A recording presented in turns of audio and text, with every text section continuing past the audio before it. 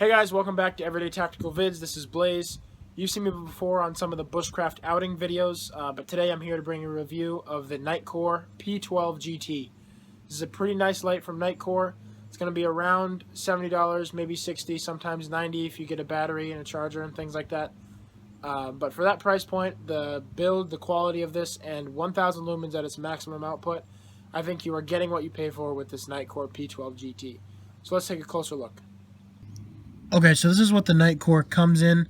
It's a pretty nice box, gives you some quick information right on the front there. As you can see, it comes with a Cree XPL high V3 LED. The max setting is 1000 lumens, and it's a little covered up by the tag, but you can see sort of through it. It's 320 meters at its highest beam setting. So here's everything that comes with the light.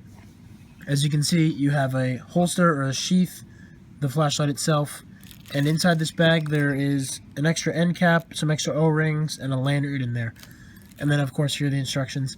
I think it's pretty cool that it comes with a holster and a lanyard and just options for some people that might like that. I personally wouldn't really use them. The extra O-rings and things like that are nice, but it is nice for people that might use them to have that in there included as options. It also came with the pocket clip in that bag, but as you can see, I took that out and clipped it right onto the light. It was really easy to do, really simple, and is really secure on there. Real quick, I wanted to show you the instructions. They're pretty nice instructions. There's a lot of things on here, and then right down here it shows you what the outputs are in each setting. So as you can see, on the highest setting, 1000 lumens for a runtime of 1 hour. Medium setting, 280 lumens for 5 hours and 15 minutes. And for 55 lumens, you have 28 hours, and 1 lumen, 520 hours. And note that is with one 18650 battery, and you will get longer runtimes with an 18650 over a CR123, which you can use 2 of to power the battery, but I prefer an 18650. It's just easier, and as you can see here, you get longer runtimes. Here are the beam distance, the peak beam intensity, impact resistance, and as you can see, it is IPX8 waterproof standard up to 2 meters. Here is the length of the light on the tape measure. As you can see, it's about 5.5 inches long, and if you hold it up this way, it is about 1 inch wide, maybe a little bit under, but it's pretty similar to, I have a ThruNite Archer 2CV2. It's pretty similar to that size, if you know that, and sort of like an Olight S2, I believe. Similar in size. This one is a little bit longer than those two, and you will notice it in your pocket, but as we'll talk about later, it's really not as noticeable as I thought it would be. Here's what the light looks like next to some other common products that you may know. On the bottom is obviously the Nitecore, and then this next one is my ThruNite that I was talking about, and I believe that is the ThruNite Archer 2CV2, as you see there. Above it is the 511 ATAC, and then above that is in common knife is the Kershaw Skyline. So that's what it looks like. It's obviously the biggest of the bunch there, but pretty similar in size to that ThruNite, and it's not even the same class as the 511. But most people will probably want to put this in a bag. I carry this in my pocket, but that's probably the biggest size I would want to go. We'll talk about that a little bit more later. But like I said, probably EDC in a bag is what you use this for, as you can see by the size comparison here.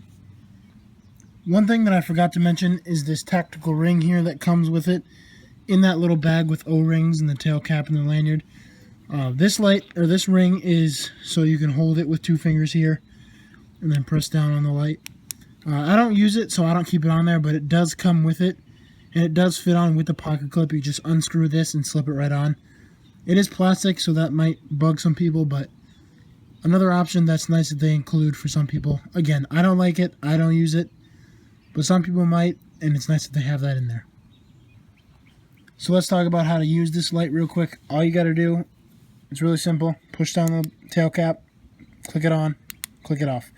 It does have a momentary on feature, which I like, so you don't have to click it on all the way, and it'll come on. I prefer that in lights, and this one does have it, so that's a win for me. And then up here is the selector switch to cycle through the different modes. You just click the flashlight on, and you cycle through the different modes, and back to high. And then hold it down, and it'll switch to strobe. So here's what the light looks like in my pocket. It's not as big in the pocket as I thought it would be. If you can see it poking out at the bottom, it does poke out a little bit, but any light really that is this size is going to do that.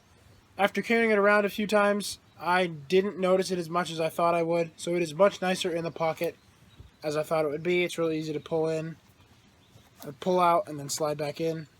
And one thing to note that I had to get used to is my through night, when it's in the pocket, up here is the tail cap. On the through night, this is the light.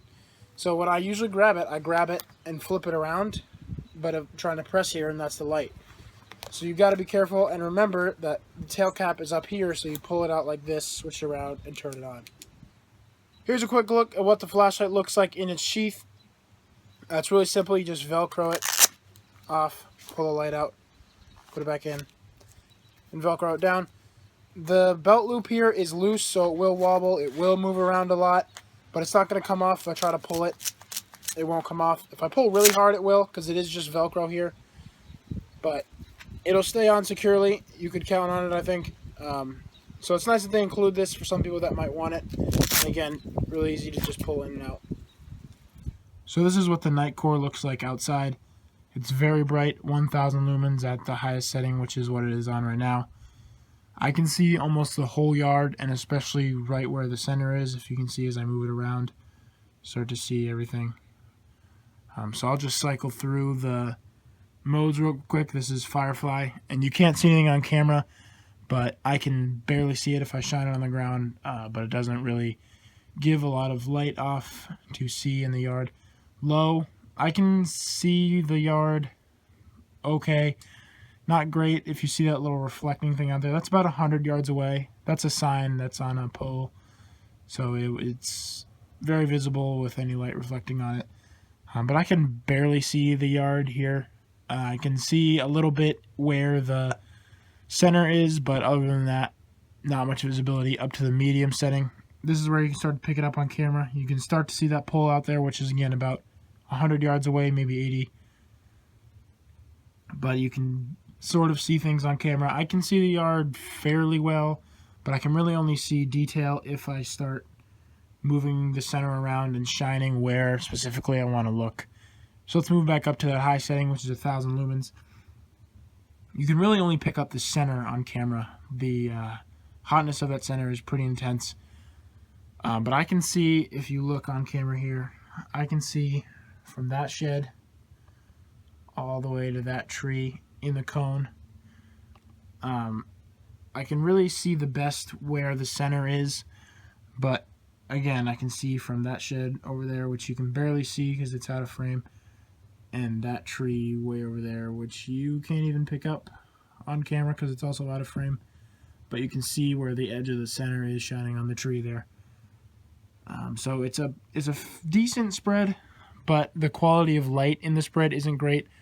I can see some details in the corners of the spread of the light, but if I really wanted to see something, if you can see the trampoline in the shed, I would really want to shine the light on that area if I wanted to be able to check that.